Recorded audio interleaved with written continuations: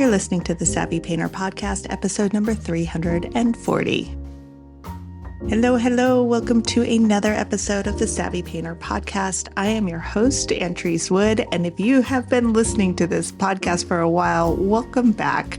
If you're new here, I am so glad you have found the Savvy Painter Podcast. It is the podcast for artists who want practical, tactical tips to create a meaningful art practice that is both fulfilling and supports you. And I think we can all use a little bit more support these days. So in this episode, I'm going to talk about how you can give yourself some of that support. This is one of my favorite topics, having your own back. Ways that you can support yourself even when, especially when things don't go your way. So let's get real for a second. If you've been struggling to talk about your work, if you hesitate when someone asks, so what kind of art do you do? Or if you keep putting off submitting to galleries or sharing your work or even just finishing things because you're secretly afraid, or maybe not secretly. I don't think we're that secret about it. As I'm saying, as these words are coming out of my mouth, I'm just like, we're not that secret about it. Sometimes we just don't think that the paintings are good enough. If that is you, then I need you to hear this. Your art is not what's holding you back. Your confidence isn't even what's holding you back. It's that you don't support yourself. You don't have your own back when those things happen. And I know that that might sound a little bit dramatic, but hear me out. This is the thing that just quietly drains your progress and it keeps you stuck. It's really holding you back. It's making everything take so much longer than it could. And the thing is, if you don't deal with this, you'll wake up a year from now still dealing with this exact same frustrations that you're dealing with today, the same avoidance, the same fear of showing up. So today we're going to talk about why not having your own back is costing you years and years of progress. The artists that I've coached who struggled, suffered, and almost quit because of this, I'm going to share some of their stories and how this pattern won't change unless you do something about it right now. Stick with me till the end because I'm opening spots for the Talk About Your Work workshop. I am only taking 12 people. And if you know that this is something that you want to work on, then you're going to want to get in on this workshop. And if you're not sure if you're ready for that, that's okay. That's exactly what this podcast episode is for. It is to help you no matter where you are at. So, question for you. How many times have you hesitated or kind of froze up when somebody asks you something about your work, when it's time to talk about your work? Maybe you stumble over your words and then it feels like you're not making any sense at all. I know I have done that many, many times. Or you kind of just downplay the work that you've done. So it's kind of like saying things like, oh, this is just something I do. It's nothing serious. Or, oh, this is just something that I have fun doing. Or you completely froze up entirely and said absolutely nothing. I cannot count the number of times that I have done that.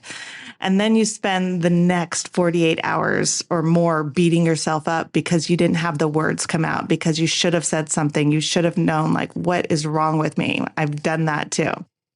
This isn't just a confidence issue. It is a thief, and it's slowing you down more than you might realize. As a case in point, let me talk a little bit about Katie. Katie, her name is changed, but she knows I'm talking about her, is an extremely talented artist, like really good. But she avoided her studio like it was, I don't know, like it was filled with spiders. I have a fear of spiders. That is one thing that I just cannot.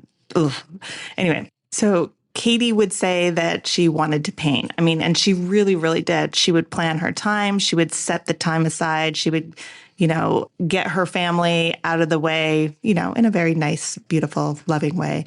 But then when it came time for her to go into her studio, suddenly, I don't know, like the dishes became really urgent, or laundry became the thing that she just suddenly really needed to do. Pulling weeds in the yard? Couldn't possibly wait for that. And it wasn't because she was lazy. It was because every time she even thought about painting, her brain told her things like, You don't even know what you're doing. Who do you think you are? This is not real art. Other people make real art. You don't. I don't know what you think you're doing here, but all this collage, all this painting that you're doing, it's just a bunch of trash.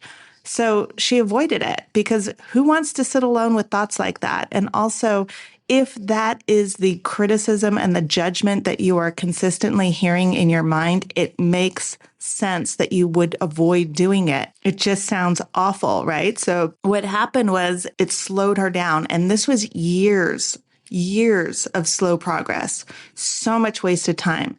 And here's the kicker. Katie wasn't bad at painting. If she was bad at anything, it was having her own back. If you cannot trust yourself to handle your own self-doubt, you will keep hiding and you will keep hesitating. And worst of all, you'll keep reinforcing the idea that you are not capable, that you're not ready, that this isn't real art.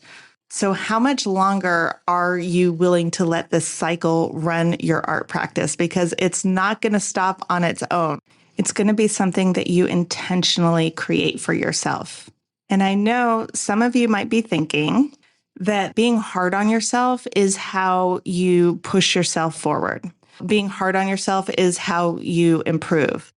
And I used to believe that too. I used to be a big proponent of that. I think I spent for sure, all through high school, all through college, my early 20s into my 30s, I really thought that the only way that I would improve was if I pushed hard and I was really vigilant about making any excuses and was just really, really disciplined and not allowing myself to have any breaks, not allowing any excuses, just being really about it all.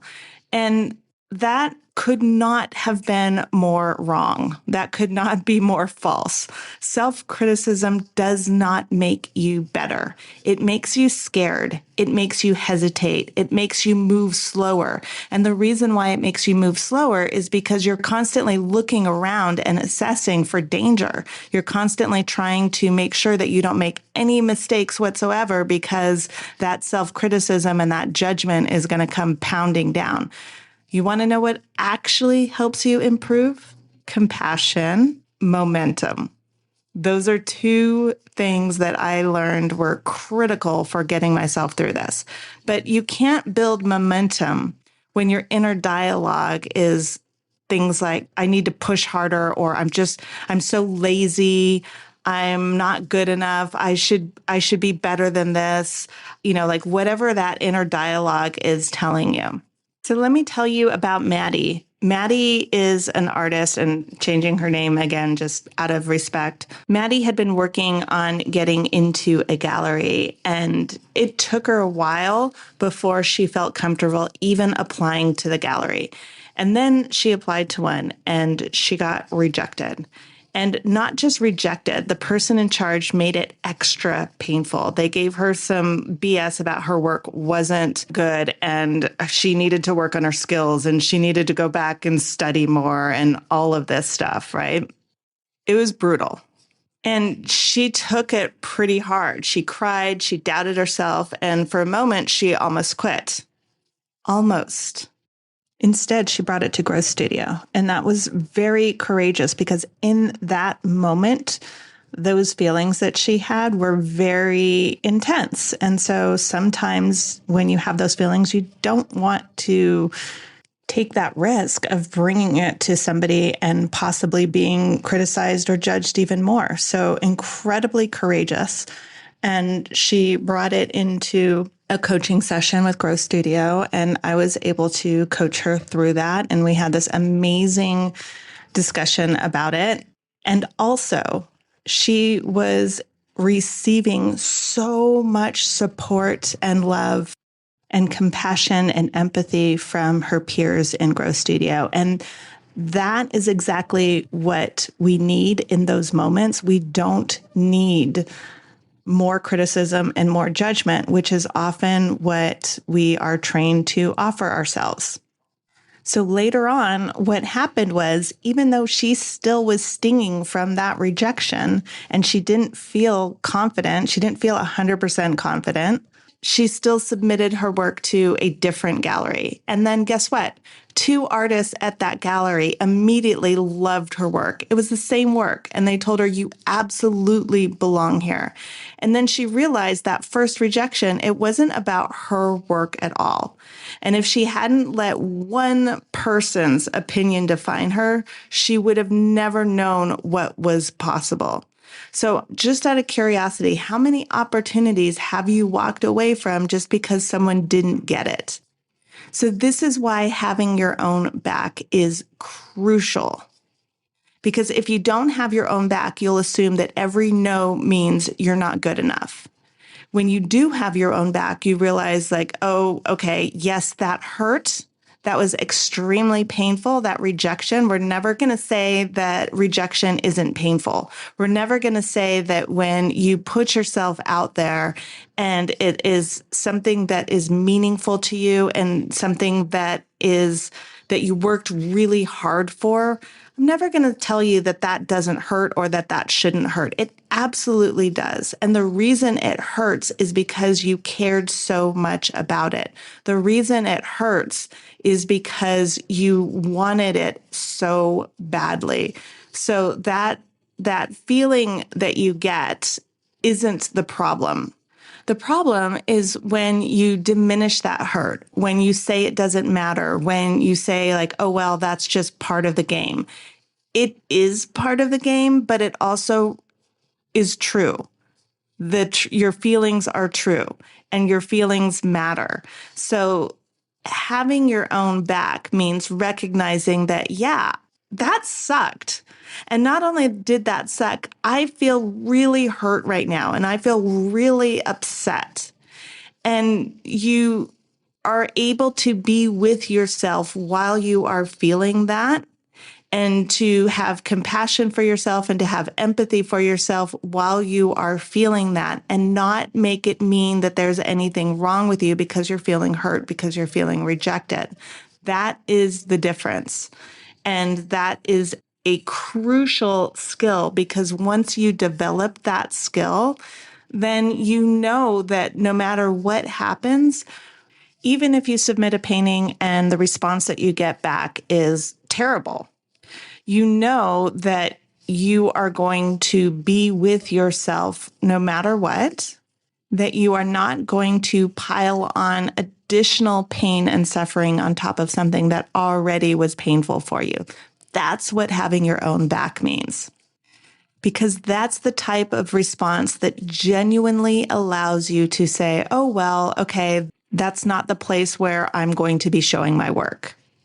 And you can move on to your next best step, because the alternative is you have that experience and then you beat yourself up and you believe what they told you, and you kind of go back and forth between resisting what they told you, being angry about it, and beating yourself up for believing that you could do it in the first place. So then the next time anything comes up, you're going to be extremely resistant to it, because of course you would.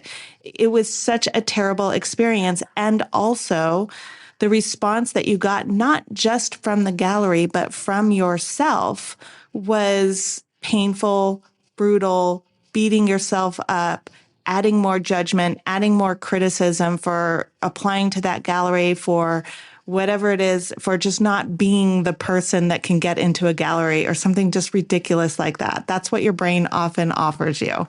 So it makes such a huge difference when you meet that pain with empathy, kindness, and you just allow yourself to sit with that pain. I mean, imagine if it was a friend of yours and you're just like, whatever, stop being such a baby, get on with it. You should have known, you should be better at your work, blah, blah, blah, right? You would never go to that person again for help. It would be horrible. But imagine if instead they said like, hey, yeah, I get it. That sucks. That was something you really wanted. And that was a painful experience. So let me just sit here with you while you are sad about it, and acknowledge that these are real feelings that you have. And that allows those real feelings to pass even quicker. And this is a skill. This is a new habit. This is something that you intentionally create, and it impacts all of your work.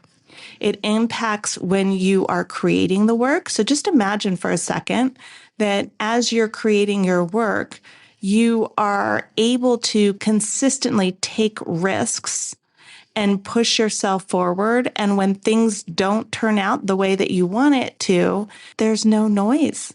There's nobody yelling at you. There's nobody telling you that you should have done X, Y, or Z, or that you're just inherently not that type of person who can learn how to paint the way that you want to, or that you're not skilled enough or not talented enough. Become aware of the amount of criticism that you give to yourself and just know that that is absolutely optional. It is not a given that when you make a mistake, all of a sudden there's all of this judgment and criticism. So when you're painting, it allows you to take bigger risks. And allows you, I mean, even if you're not taking big risks in your painting, even if you're just creating something because you love it, because it's fun, and because you're confident in the way that you paint that particular thing, and you're just kind of gently playing around with your process. You're not like taking giant big leaps at this moment in your studio. You're just being very gentle with yourself.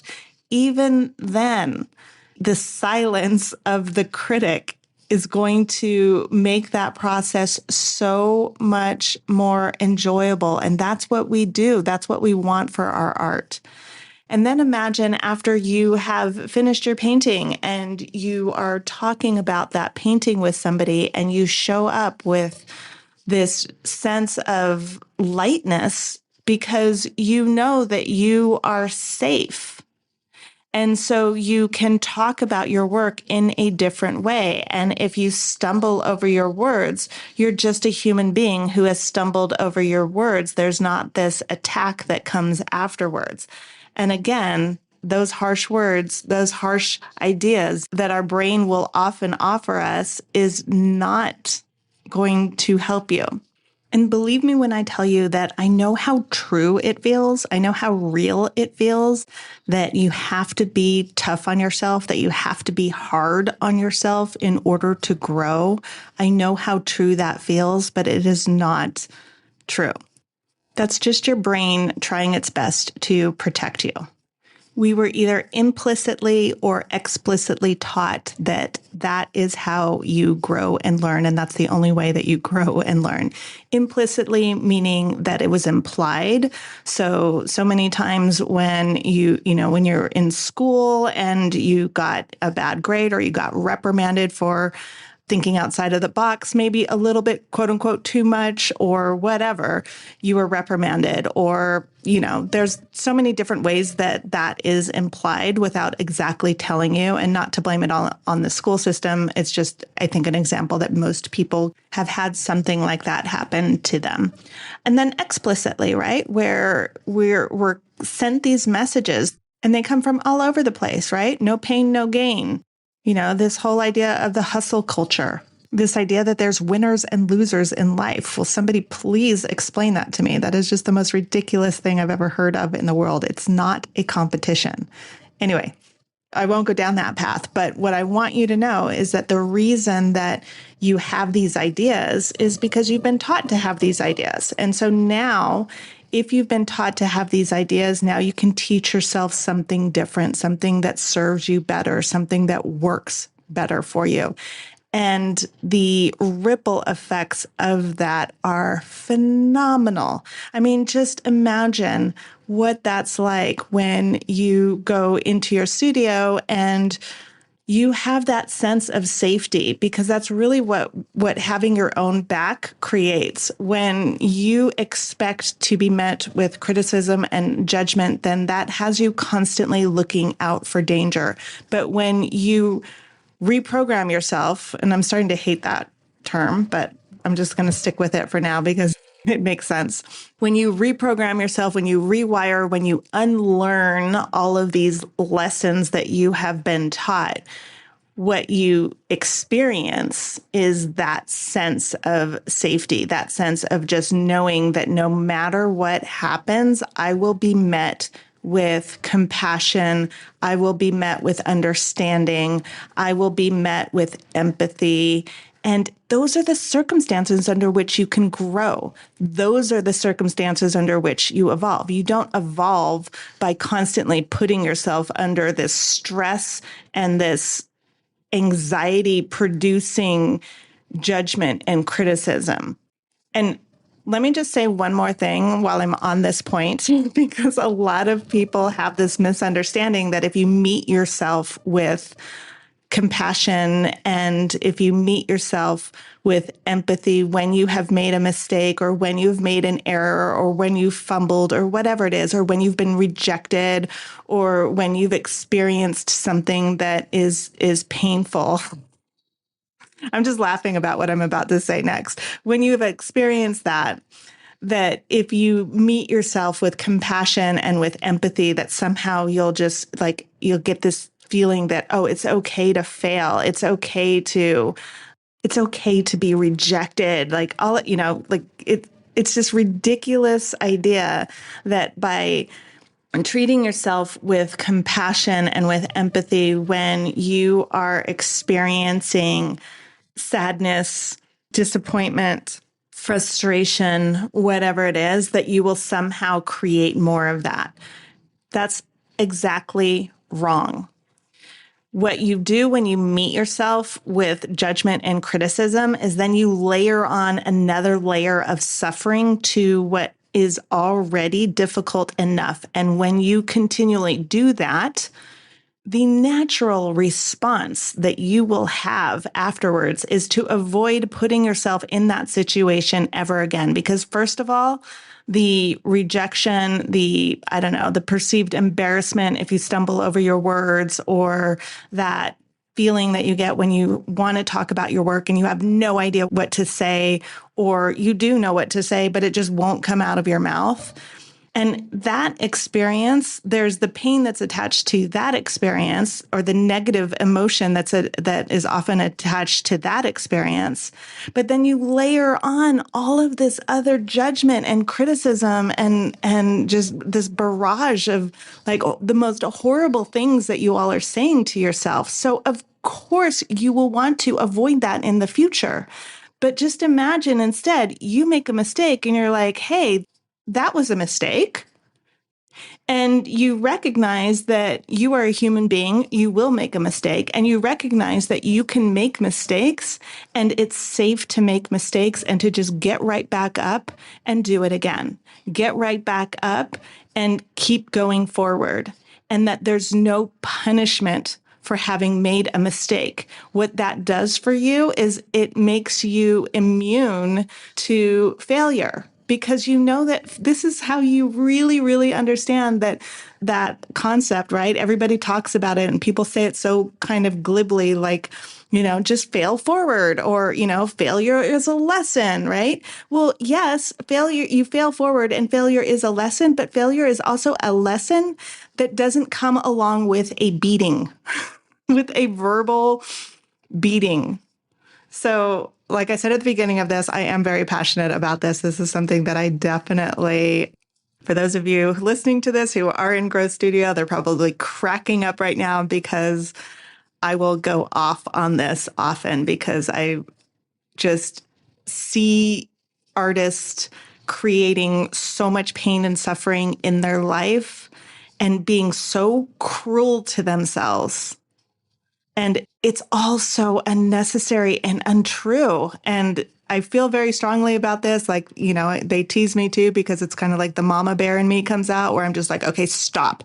We will not be beating yourself up over this, because that is not okay. It is not okay to treat yourself that way. Somewhere along the line, you learned falsely that that's how you do it. It is not how you do it. And I will not tolerate it. Okay. But I hope you don't tolerate it for yourself either, because what you get on the other side of this is that ability to take risks, to talk freely, to express yourself the way that you want to, without that fear that comes with it. So many people, the fear of public speaking supposedly is one of the biggest fears that we all have, right? second to death, or maybe some people fear it more than death. What they're actually fearing isn't the public speaking itself. What they're fearing is the barrage of insults and criticism and judgment that comes not from the audience, but from themselves when they don't, quote unquote, do it right. When you show up and you speak about your work and you talk to people like an actual human being instead of a machine. I mean, just sit with that for a second. Okay, so I think that's all I have to say about that. You know, this whole idea of having your own back allows you to move forward even when you don't, quote unquote, feel ready, because you're never going to feel ready. You're never, ever going to feel ready. You need to create a scenario. You need to create a space for you so that you can move forward even when you're not ready. And that you know that regardless, you will be met with love and compassion on the other side of it. Because this idea that you're going to be ready to speak about your work, that you're going to be ready to speak publicly, that you're going to be ready to show your work, that you're going to be ready to submit to a gallery, that you're going to be ready to say to the world, hey, I just finished this series of paintings. That idea is another sneaky version of ready. And I'm doing big air quotes around that. So often for many of us is I have gotten this to a point where I'm pretty sure that nobody can criticize me, when the person that they're worried about is actually themselves. And so that's where you completely have control over this, because you can make the decision that under no circumstances do I beat myself up. I stay on my team. I stay on my side, especially when I make a mistake, because that's when I need it the most. Can you hear the mama bear coming out right now? Okay, so I think that's what I have for you all today. This is a really important topic. Obviously, I feel very passionate about it, and I hope that resonates with you. If you want to take what you are learning here on the Savvy Painter podcast even further, join us in Growth Studio. Growth Studio is a unique community of artists. We meet multiple times a week for live coaching, critiques, and demos. Just go to savvypainter.com/join.